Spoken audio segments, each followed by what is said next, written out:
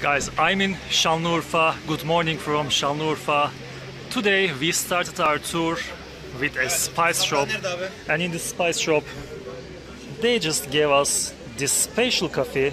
Its specialty in Şanlıurfa named Menengiç coffee, and I am so happy. You know how much I love coffee, and this is very creamy and very different from normal coffee. Menengiç coffee, and inside this shop there are lots of spices, tomato or pepper pastes, some different coffees, and you can see here the spices. This is Turkish names, but I think you can see there is curry, this is mint, that's breathing, lime, and some spices they raised here, and there are some meatball spices. Evet, 2 numaramız yabaniler. Bu yabanilerimiz Süvere ilçemizde Tapora Vasıfı'nın dağlarda yetişiyor. Dağlarda yetiştiğinden dolayı yabanilerdir, kıymetli bir nardır, damla bulmaz. Şeker hastalığı içindir. Şeker hastalara çıkarda 2 yemek kaşığı içer, şeker düşürüp kolesterol dengeler. Yanlış anlaşılma olmasın, tedavi edici özelliği yoktur ama ilaç sayısını azaltıyor. Narımızı görmek isterseniz bak, ağaçların üzerinde narlarımız var. Bahçede komple nar ağaçlarımız var. And this guy is telling us how pomegranate syrup is made and give us for some tastes. In this part you can see lots of spices. This is especially red pepper, and this is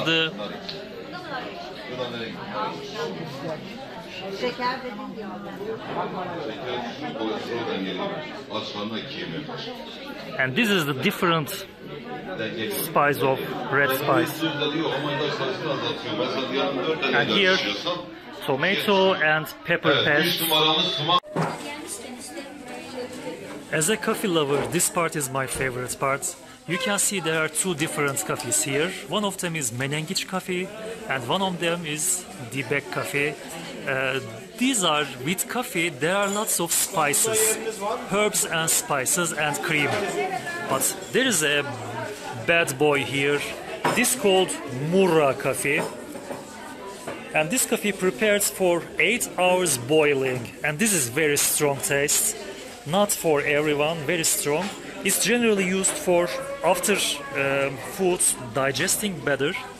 But if you like to be awake in whole night, of course you can drink a cup of this, and there is guarantee that you will not sleep whole day. And here, this is Kolein part. We have 3 different Kolein here.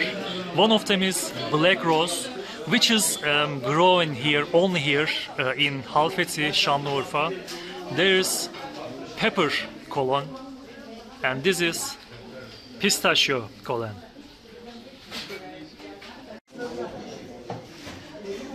Şanlıurfa is hometown of pistachios, and you can see lots of them here.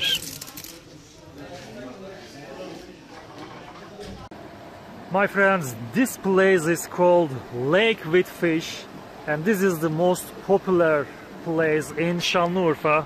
In this lake there are tons of fishes like this, you can see here. In Ottoman Empire times, this place is very huge. You can see there are a few mosques inside, but not only mosques, because this place called Külliye. Külliye means a mixture buildings place. In this place there are lots of education centers, hospitals, food centers, which they prepare foods and send them to the poor people who they need to food without any money, any charge. And this place is from those days still here. And we have very long history about this place, about Prophet Abraham. I don't know if I can tell you all the story, but this is about Prophet Abraham and the king named Nemrut. In those days, very ancient times, a king named Nemrut was ruling in this place, in this city. He was very cruel, very tyrant king. Someday in his dream he saw a nightmare. He had a nightmare, and in this nightmare with people who aid him ruling, he talked about his dream, and they understand that one day a boy who burned that year gonna ruin your kingdom. So after this information, Nemrut kill every boys in burn those years, and the people is suffer from his cruelness.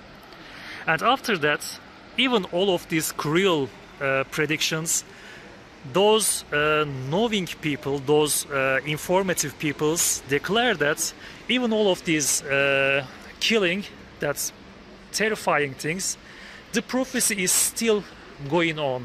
So your kingdom is still in danger. One boy is gonna ruin your kingdom. And after that information, Nemrut just take all the men from the city and make them leave out of the city.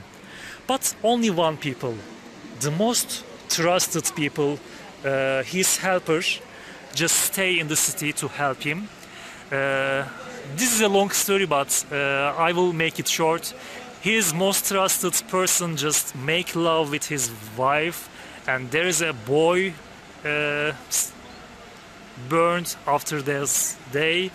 But him and his wife was so afraid, because if Nemrut learned this thing, he of course gonna kill this boy.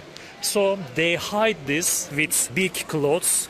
His wife is wear those big clothes to hide her situation, and she gave birth out of the city in a cave.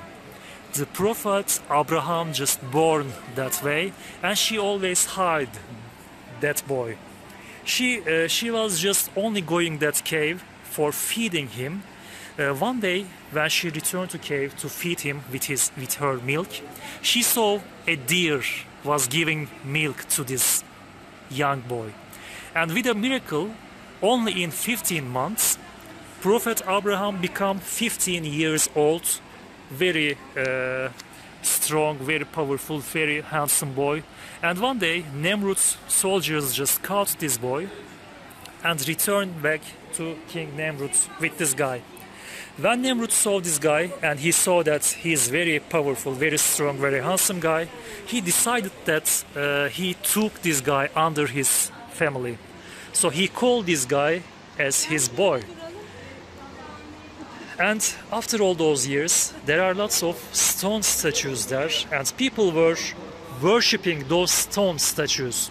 This is very common before these big religions. The people were worshipping those stone statues, and Nemrut made his own stone statue among all of these stone figures, and he made it biggest one.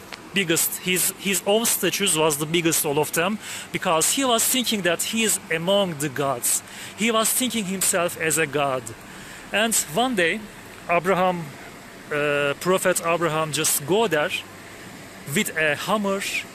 He broke all of these stone statues, but only left one of them, the biggest one, the Nemrut statues. And later, he just put those hammer to the Nemrut's arms. He just leaves those statues like that. And one day, Nemrut just find out all of these statues has broken, and he asked who did it. And they learned that Abraham did it. He asked Abraham, did you do that? And Abraham answers that, no, I didn't. Look, which one is holding the hammer? I'm sure that those statues made all of this. And Nemrut answered that, there is no possibility for that. Are you crazy? This is only a stone statue. And he answered them, how can these stone statues can be a god if they can't even protect themselves? And after this answer, Nemrut is going very mad, very frustrating, and he ordered Prophet Abraham get burned. Every people of the city, with king's order, just collecting woods in the city, and they are making very big wood fire, and with King Nemrut's order, Prophet Abraham just throwing those fires. In that moment, we have in Islamic culture, we call Jebrail. This is the archangel in our belief. Jebrail is going near the Prophet Abraham, and he asked him, do you need anything? Do you want anything? Prophet Abraham is answered that my God is my only protector. And after this answer, God just commands the fire, don't hurt Abraham, just burn his robes in his foot and in his arms. And those fires only burn his robes. After this moment, Nemrut saw this one, and he shocked because those fires didn't kill Abraham, and he wanted to learn what happened. He asked, is this your God? Prophet Abraham answered that yes, he helped me. And King Nemrut wanted to know if his God is more powerful than himself, and he wanted to duel. He asked Prophet Abraham to ask your God, gather his armies and I will gather my own armies. We are gonna have battle and we are gonna solve which army is more powerful.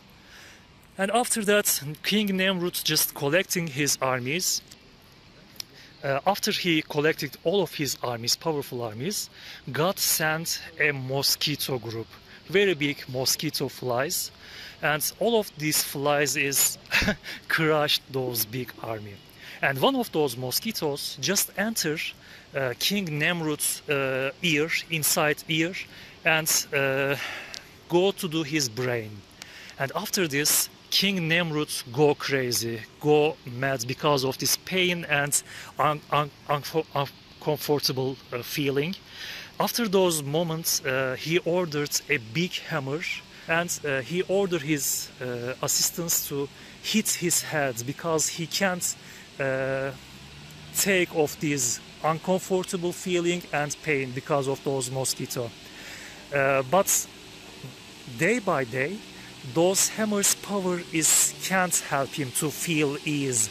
So he orders to make more stronger, more heavier hammers than every hammer each day.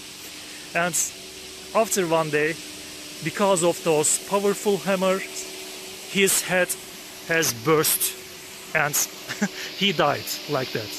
And this is the end of the story of King Nemrut. It was a long story. I'm sorry about my bad English. This is the best I could without any pausing. And in our last day of our journey, we are gonna go to the mountain of Nemrut, and I'm gonna show those stone statues and Nemrut stone statues. This is very impressive and very exciting for me. But now, this is the lake with fishes, and there are lots of fishes even here. In every part of this place, every part of this lake with fishes, there are fishes. This is forbidden to catch them. You can only feed them. And I said you there is a few mosques inside of this lake with fishes place, and this is one of them inside of mosque. This is pretty big mosque, and there is pretty big entrance, and they continue to here. And in here you can see city walls of Şanlıurfa.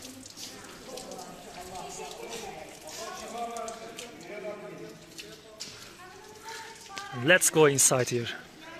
By the way, here the people, how I can tell you this in English, they are making abdest, they are having abdest. Abdest means to cleaning before praying. In Islam, you have to clean yourself before your prayers to God. You have to be clean before entering the mosque. You can't enter the mosque with your shoes, for example. You have to be clean for this. And this is the inside of mosque. This is for women's, and I think this is for men's. In Islam culture, in praying, the men's and women's pray separately, separate places. They can't make together.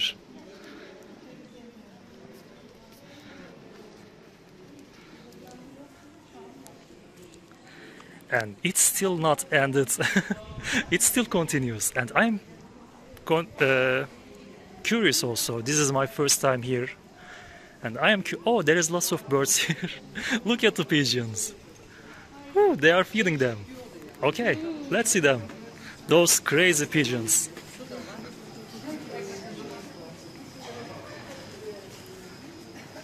Feeding the animals is very traditional belief here. In our belief, you have to protect the animals because sometimes they can't protect themselves. You have to feed them, you have to be kind to them. This is the beauty of the belief. But you know, not everyone just think like that, unfortunately. Okay, so this is the last place of this mosque.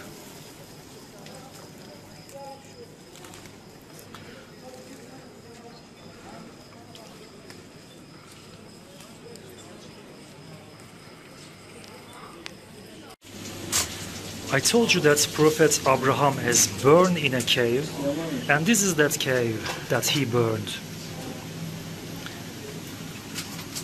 And there is a water source here, and people believe that this water is holy and cure yourself. And people are drinking here. I will too. Guys, this is Haran in Şanlıurfa, and you can see the first university of the world. This is the first university in the world, and it's created 3,000 years before. This is created when the Assyrians times, and that big tower was astronomy tower in those days. It was originally 75 meters long in those days, but now it is only 30 meters because it's destroyed. The half of the tower has destroyed. Guys, Haran, one of the most hot city in Turkey, hot place in Turkey, and you can see this kind of conic homes. There are amazing isolation in this kind of homes, and even in these hot days, and this is hot right now, inside is very cool. And let's go inside right now. And let's enter this building. There are lots of traditional clothes and things, I think, inside. I didn't check myself also, this is my first time, but I learned something. This man, the left one, chief of a tribe, we call Ashiret here. He is a chief of a tribe here, and he had 9 wives and 45 children. 45 children. This is crazy.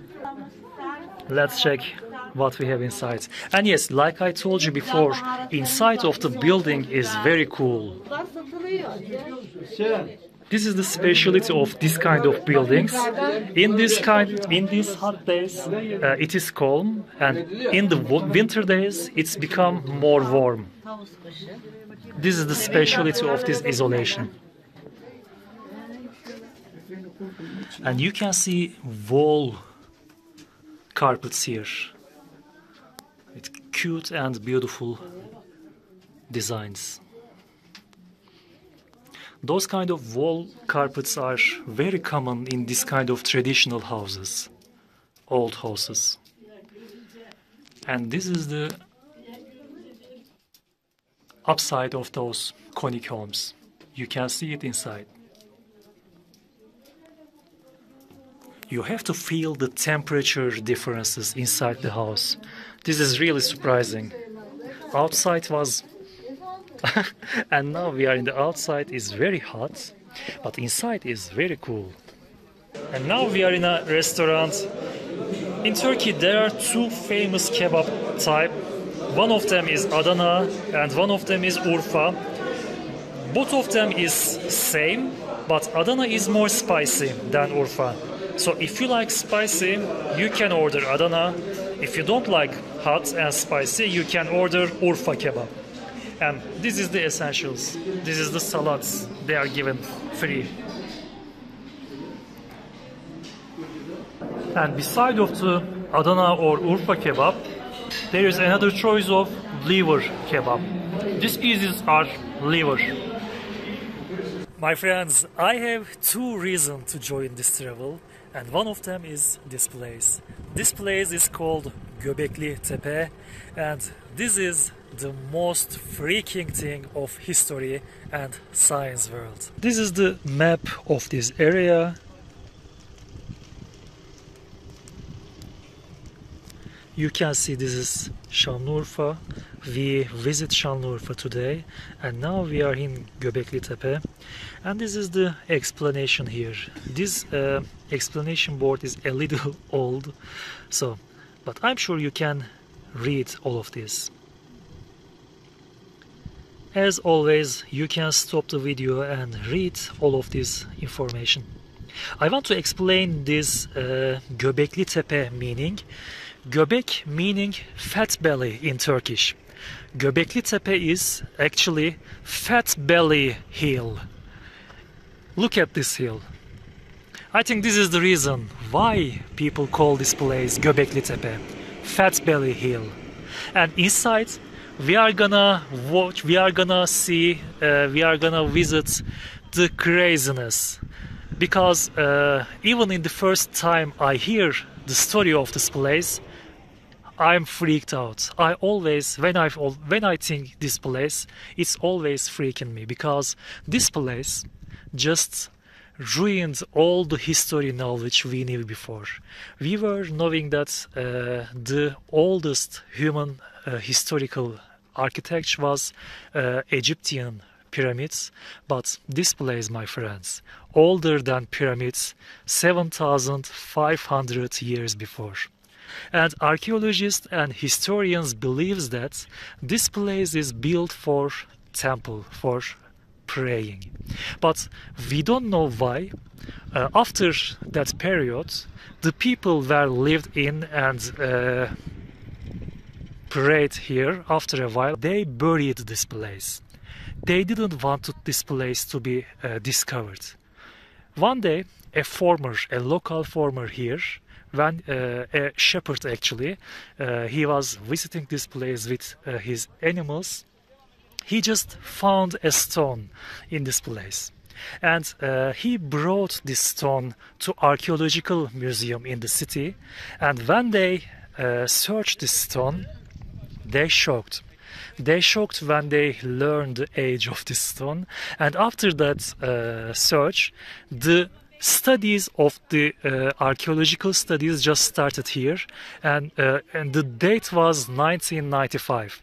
Until 2019, this place was not that big famous, but 2019, this place was like a thunderstrike in science world, because we discovered how important, how crazy important this place is. Okay, after this long entry, we are gonna continue to see inside. This is my first time again, and I am so excited. My friends, now we are inside, and I want you to imagine through this bridge, all of this place was underground. All of this place was buried under an earth. And after that discovery of that stone, this place is now this shape. You can see this kind of statues like stones. They generally are T-words shaped, and all of them is 8 tons to 20 tons. We are talking about Paleolithic era. There is no machine in that area, in that era. There is no animals tamed, only human power. And this stone is brought here at least 1 kilometer away. And we don't know how this stone just brought here by these people themselves. This place is dated around 8000 before Christ BC or 12,000 BC. And in this area, this is just impossible. In these stones, there are some animal figures. There are some figures, snake figures. Archaeologists believe that these figures just represent their clan emblem. So we believe that every clan just use their own temple. By the way, these places are temples. We believe that there are around 20 temples in this area, and now only 6 of them is discovered. But the studies are just going on, and every year this temple is gonna discovered more and more, and this place is gonna be bigger and bigger every year. Look at that. So we can understand that every clan, every emblem just use their own temple. So we can understand that this place is for one clan, this place is just for another clan, and every clan use their own emblem. And this is really interesting. Even though there are different emblems in each clan's, each tribe's temples, there are some common things. Like I said before, all of these stones are like T-word shapes. And we are asking that why the shape is like T. We don't know. According to some archaeologists, it's because of representing human body. T-shaped stones are looking like human body, but this is not satisfying answer. We're still not sure about why these stones, why these shapes. We don't know. Maybe someday. And this part is the backside of Göbekli Tepe. You can see the plateau. Looks like endless plateau.